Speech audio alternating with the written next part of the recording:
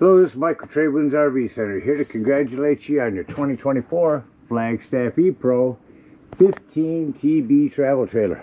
I'm going to walk you around it, show you how to use a few things to get the best out of your camping experience. Let's start by talking about arriving at the campsite. A couple things to take into consideration when you're parking. On your campsite, I want you to think about leaving room for that awning. On your off campsite, I really just want you to think about where your power and water connections are going to be. They're both going to be just above your tire. Power, water for campsites. So park accordingly so you can utilize facilities at the campsite. Once you arrive, unhook our hitch. First thing I'm going to do is level our unit. Unit comes with a power tongue jack.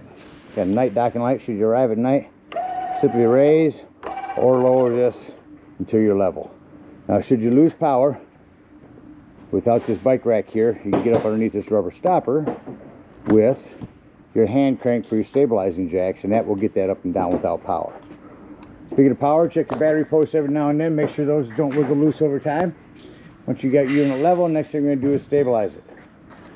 All four corners of the unit have these scissor stabilizing jacks.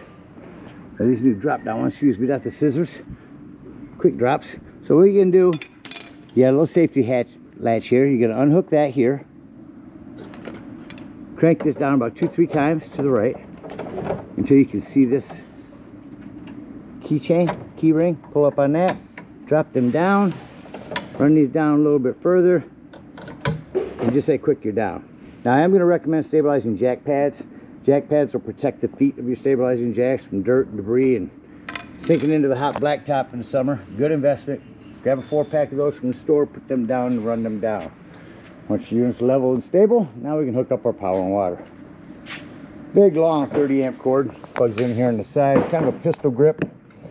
Goes in, say 10 o'clock, turn it to noon, put your black washer on there. Now at the end of that 30 amp service, should you need to plug into a 110, in your convenience pack will be a 30 to 15 amp reducer. Get your power hooked up, let's hook up your water.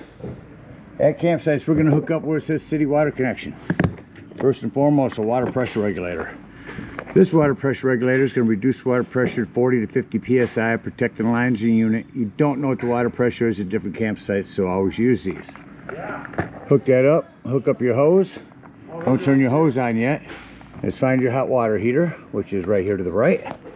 And all we're doing at this point, make sure drain plug's back in there. Get some plumber's tape around that, not putty. Putty will gum up on you. Get that in there, nice and snug. I believe that's 1 1/8. Once that's in there tight, you can go ahead and turn that hose on. After that hose been on for a few minutes, you can go inside, open up your sinks, your showers, get a nice steady flow of water going through them, shut them off, and you're all set to camp. All right, now let's say we're going to go camping, not at a campsite. We're going to go boondocking or dry camping with this. In that case, we're going to fill up our freshwater tank, which is here to the right. No need for a water pressure regulator here. You can gravity fill this with a hose. 2 ways to tell it's full. One, there's an overflow valve right here, or 2 on the inside where you're checking the levels of your black and gray tanks. There's also a freshwater button. Keep an eye on that when you're filling it. Don't leave this unattended. Once it's full, remove that hose, put that cap on there, and then whenever you want to utilize that water, you'll turn on your water pump. Don't turn on your water pump and hook the city water. That is already pressurized. All right, we're all set to camp with power and water. I'm going to go ahead and walk you around the rest of the unit. Continuing here on the off camp side, I'll come up front here. Again, our stabilizing jack, black and gray tanks. We'll talk about those when leaving the campsite. There's a place to store your sewage hose. We've got low point drain. It's going to be those 2 right there. You got a hot and cold shower here. You got a spray port hose that'll hook up to that. Again, our power. Over here again, city water, antifreeze inlet, cable and satellite, freshwater. Freshwater drain is that big white handle right there. Again, your hot water heater. What I want to mention on that is that if it doesn't seem to be working, come out here to see if either one of these are bubbled up. There's a sensor, just press them back in, that'll reset it. We're stabilizing jack back here. Our big storage, there's your spray port hose. There's a wheel if you want to put that on in front instead of your sand jack. Bag full of goodies. You've got a prep for a backup camera. You got a ladder, utilize it. Go up there 2-3 times a year. Check the seams of your roof and caulk as needed with recommended RV roofing caulk. You got an awning, mainly for shade. If you do get a little rain, you can pull down on this pitch adjust. That'll tilt the rainwater away. However, again, these are mainly made for shade. Bring them in heavy rain or heavy winds. You got an elite griddle that comes with this unit. That has 2 black legs in there. They'll set on there and hook onto this. Down here is your quick connect LP for that. The hose is in the bag for that. You got a table to cook out here with. A couple of 110s. Flue for your furnace. Few things on that. Number 1, make sure it's never blocked. 2, if you are running your furnace, steer clear of that. It does get hot. And 3, they do make bug guards you can put over those. Got an outdoor speaker. Coming up front here, you're prepped for solar. You can plug in a solar panel right here. That'll trickle charge your batteries. Speaking of batteries, check them every now and then. Make sure nothing's wiggled loose over time. And down here is your battery disconnect. That'll come important later when I talk about your carbon monoxide propane detector. That will disconnect all the battery power to the unit. You got the Let's Go Aero bike rack. Your propane is on a regulator. Just point it toward the tank you wish to be using. Lefty-loosey to open. One more docking light. And that about covers everything out here. Let's go take a look on the inside. Coming up inside the unit, first thing I always like to point out is the fire extinguisher. Make sure that you and everyone that's camping with you knows the fire extinguisher is located by the entry doorway.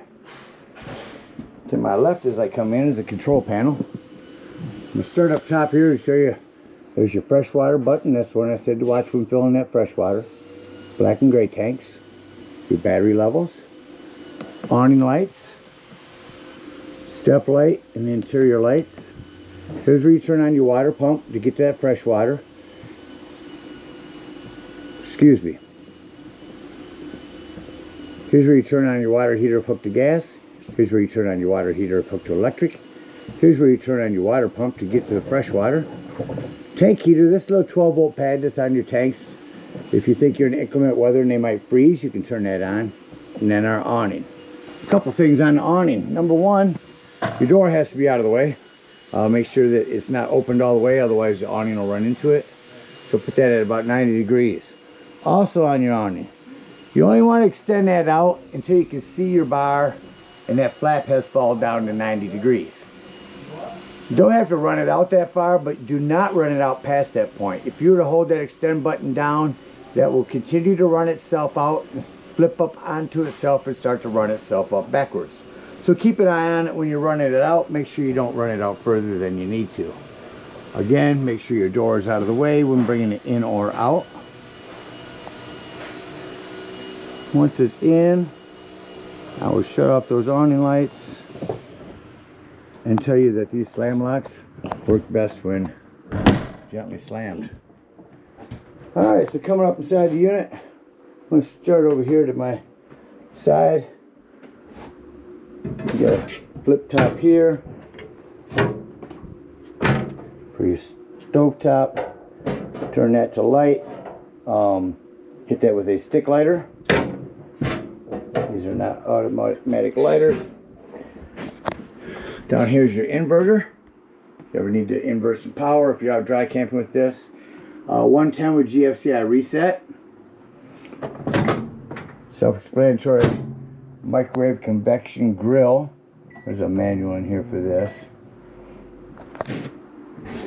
Plumbing. Here's your access panel. Just keep an eye on it. If you travel a lot in this, you're bouncing the house up and down the road. It's almost all PEX nowadays, really solid stuff. But just keep an eye and make sure nothing's wiggled loose over time. Up here in the ceiling, got a hand crank open power exhaust vent. A wet bath, can push that up to get air. Turn on that fan. Pull that back down, make sure it's sealed.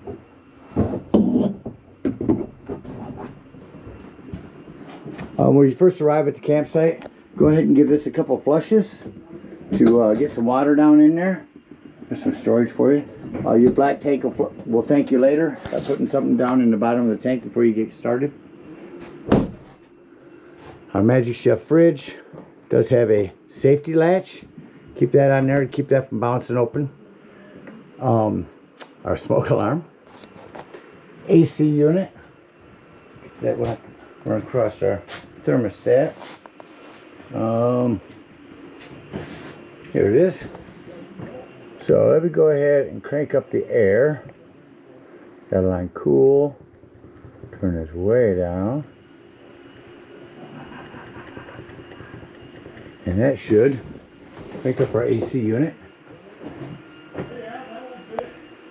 Now what you will notice when I shut off your AC unit, it's going to cycle through all the way to off. Generally they'll shut off rather quickly. Now I'm going to turn on your furnace. Go all the way to furnace. Cool high, cool low, cool auto heat. Go to heat. Now we got to turn the temperature back up. We got that. That should crank up our heat here.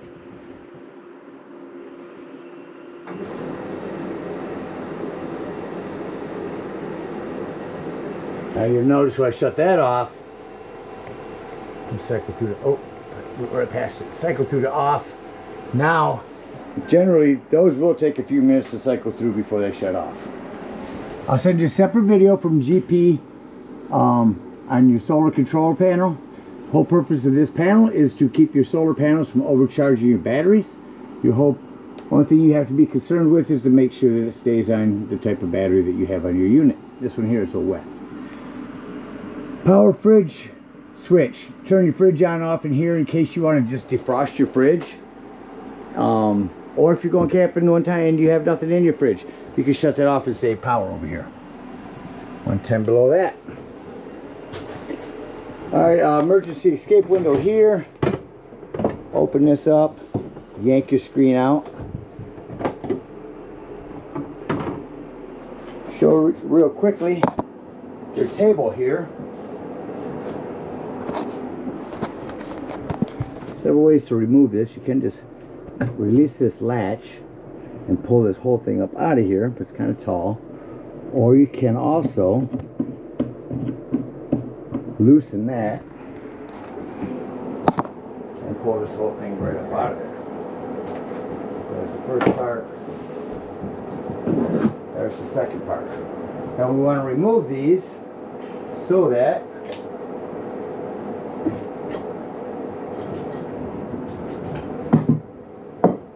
we can take our tops,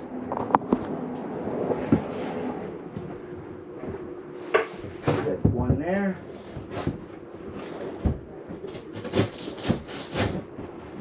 there's the Velcro when they go on there too.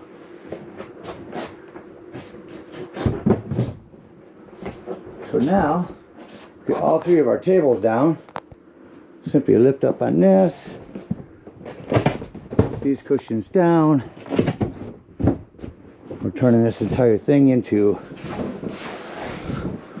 a big queen bed. I should bring those down as well.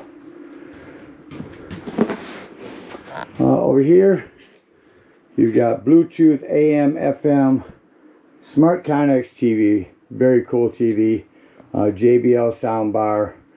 Lots you can do with this remote, or there's a manual in here for that as well. Tire pressure monitoring system. Again, I'm going to send you a video from TST. They tell you how to hook that up very easily. And I think that about covers everything in here. So let's act like we're going to leave the campsite and close the unit up. Or did you just see one more thing I forgot? Let me move our cushions back here so that I can get to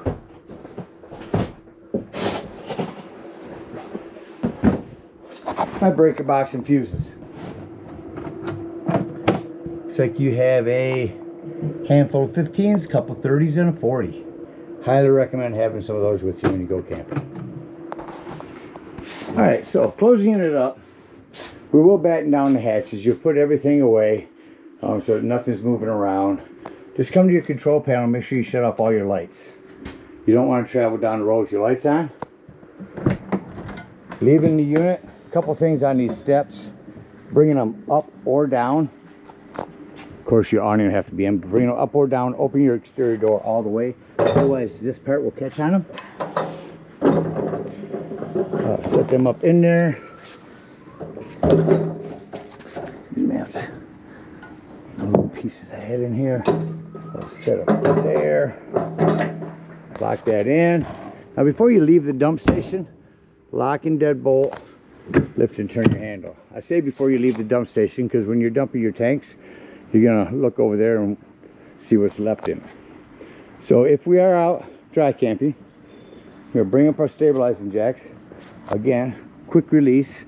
So now we're just gonna take 2 turns to the left, grab a hold of that ring, bring it right up, as high as you can get it. A couple more turns and you're back up. Bring up our stabilizing jacks, come back here to our freshwater drain, dump that, and head on home to the nearest dump station, whatever you're in need of. If we're at a campsite, we're going to unhook our power, our water, our cable, bring up our stabilizing jacks, and head on up to the dump station. At the dump station, park accordingly. Your dump's toward the front of the unit.